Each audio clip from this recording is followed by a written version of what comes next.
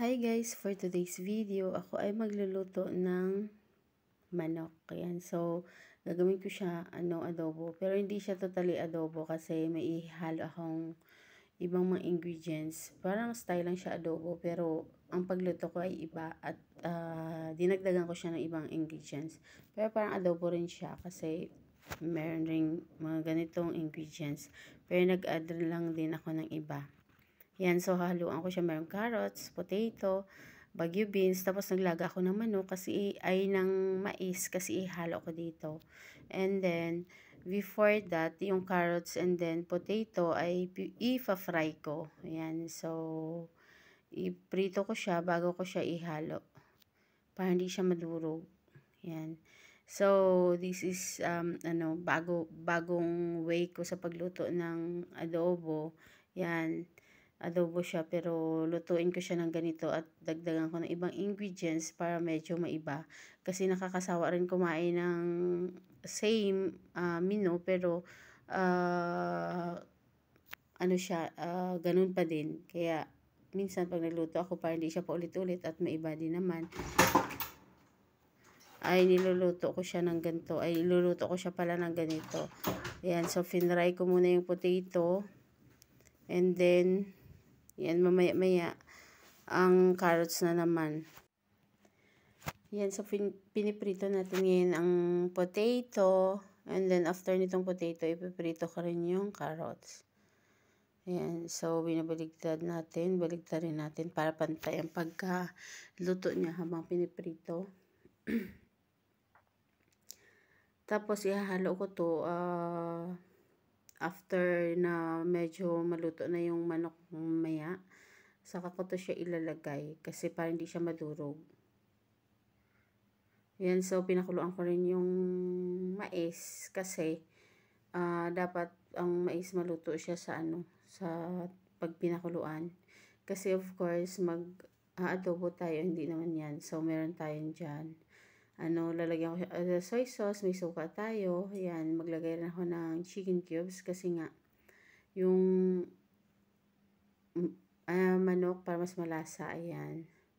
So, meron tayo dyan black pepper, salt, suka, toyo, and then maglagay rin ako mamaya ng unting bechin. Ayan, para mas malasa yung ating adobo. Pero yung adobo to guys, to siya?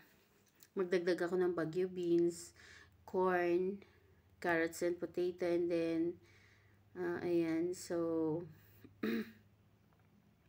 luto natin potato, and then next ko yung ating carrots. Ayan.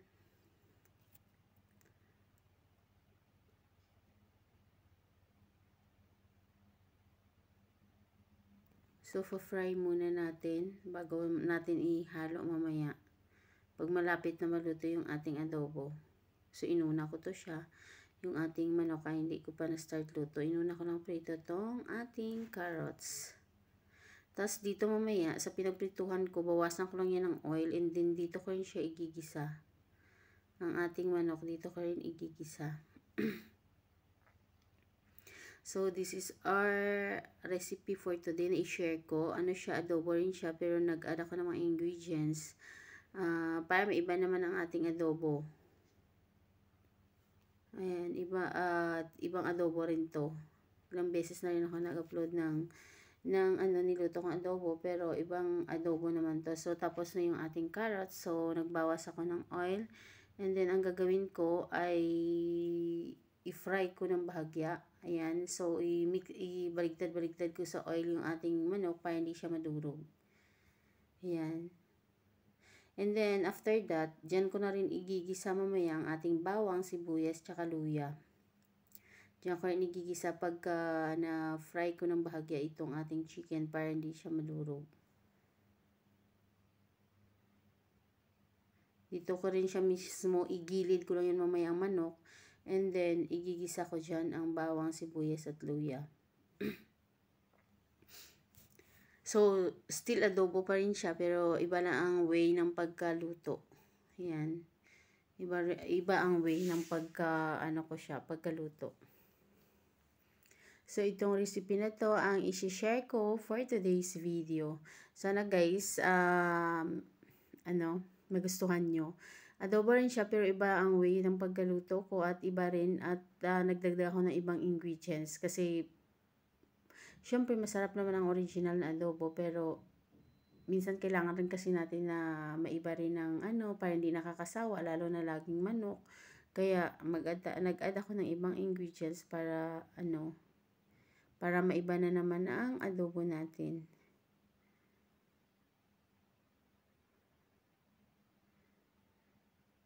So, pag na-fry ko na to ng bahagya at na, ko siya, na baligtad-baligtad, ayan. So, dito ko na siya, ayan, na ginilid ko na yung ginilid ko na yung manok. And then, dyan ko na rin igigisa sa oil yung bawang, sibuyas, at yung luya. Yan, dyan ko siya igigisa. Para diretsahan na. Wala nang palipat-lipat. Dyan na ako magigisa. So, itong pinagisahan ko ay nagmix na din siya ng oil from the chicken. Ayan, so bawang. And then, mamaya luya. Na-mix na din dyan. Kaya, dyan na yan. Dyan ako magigisa. Para hindi na, hindi na dagdag hugasin o andyan na yan.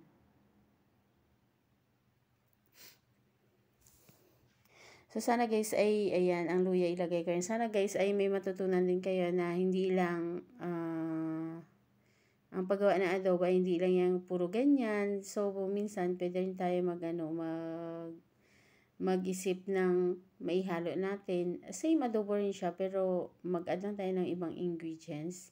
Kasi, kagaya niyan, sabi ko, pag ulit-ulit, nakakasawa din ng ulam, lalo dito, lagi lang, wala kaming na iba, yan, manok. Ayoko rin naman kasi ng mga karni ng yung sinasabi nila dito laham, karni ng yan, mga tupa, mga kambing, ganyan. Ayoko rin ng ganyan, kaya lagi lang, kung lang, ayan, manok. Yan ang namin. Tapos, iuna ko tong Baguio beans. Kasi yung Baguio beans ay hindi yan na boiled. Yung mais natin, tsaka ang mais na boiled yon, ang carrots, and then ang patatas ay na-fry ko. Kaya, ayun, iuna ko to ang Baguio beans para maluto siya ng sakto mamaya. And then, ilagay ko rin dyan ang chicken cubes. Yun na siya. Ayan, so, nag-add tayo ng water para maluto ng gusto yung manok natin. Ayan. Kasi ako guys, pag nag-adobo ako, nilalagyan ko muna yan ng tubig at pinapakulo, kahit unting tubig lang, para kumulo-kulo at maluto ng gusto ang manok. Kasi, ayoko talaga yung, parang, alam mo yung, luto nga ang manok, pero parang hindi matigas pa siya. Gusto ko kasi yung yung manok, medyo soft na. Kaya, nag-add talaga ako ng water para pakuluan ng husto yung manok natin, manuot ang lasa ng husto. Ayan, so, tinakpan ko yan, and then inopen ko ngayon kasi naglagay ako ng black pepper, and then ayan, hinalo-halo ko, and then after that ay takpan ko po ulit yan dahil nga para maluto ng gusto yung manok natin. Kasi parang, parang feeling ko kadiri, parang hindi pa siya parang nandiri ako yung hindi nakuluan gusto ng manok kahit adobo siya, 45 days man to, pero kailangan, gusto ko kasi soft. Ayan, so hindi po masyado luto yung ating manok. So, ilagay ko na yung ating corn. Ayan, tapos imimix-mix ko yan. So, hindi pa tayo naglagay dyan ng soy sauce and then suka. Hayaan natin kumulo-kulo dyan. Para maluto ng husto ang manok. Yun. And then, naglagay ako ng unting salt. Kasi unting toyo lang din nilalagay natin mamaya. Hindi masyado marami. Kaya papakaluan ko to ng husto yung manok na maluto hanggang loob. Yan. So, nalagay natin yung Baguio beans. And then, ngayon, maglagay ako ng maliit na baso lang to siya. Below half yung nilagay kong soy sauce. Na magkaroon lang siya ng kulay, unting brown. Yan.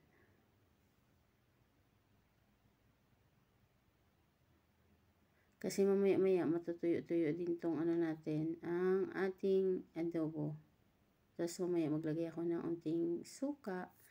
Ayan. And then, maglagay ako ng unting suka. Ayan. Patakan na natin unting suka. Ayan. Para may asim unti. Dahil meron tayong mga gulay, merong mais, bagyo beans, and then carrots and potato, ay unting suka lang ang ilagay natin para hindi siya masyado malasahan na maasim, ganun. Kasi nga may gulay siyang halo ang adobo natin. So, ayan, naglagay ako ng green bell pepper. Nilagay ko na siya ngayon. And then after that, ilalagay na rin natin yung red bell pepper. Pampakulay ng ating adobo. Ayan, so ilagay. Ano ko siya, hiniwa ko siya ng medyo malaki at pa square-square, ganon.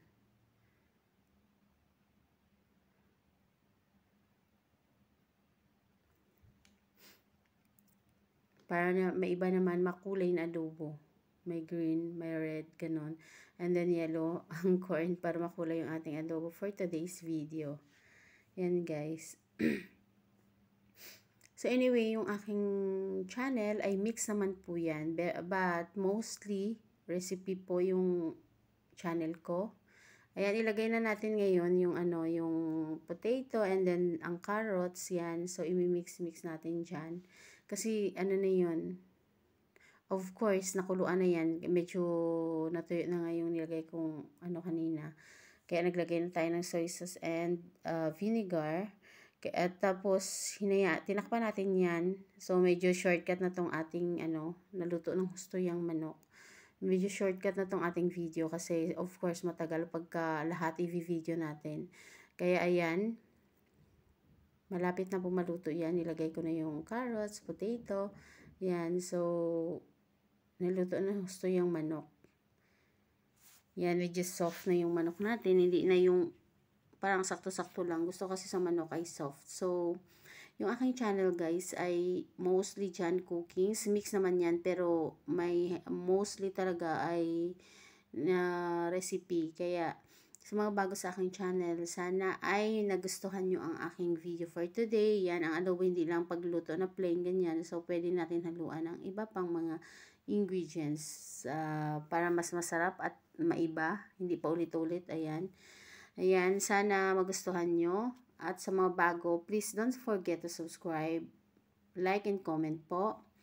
And then, para updated kayo sa next vlog ko, sa next recipe ko, or yan, sa video ko, please hit the notification bell. Choose all po para manonotify kayo every time meron akong isi-share na video or recipe yan. So,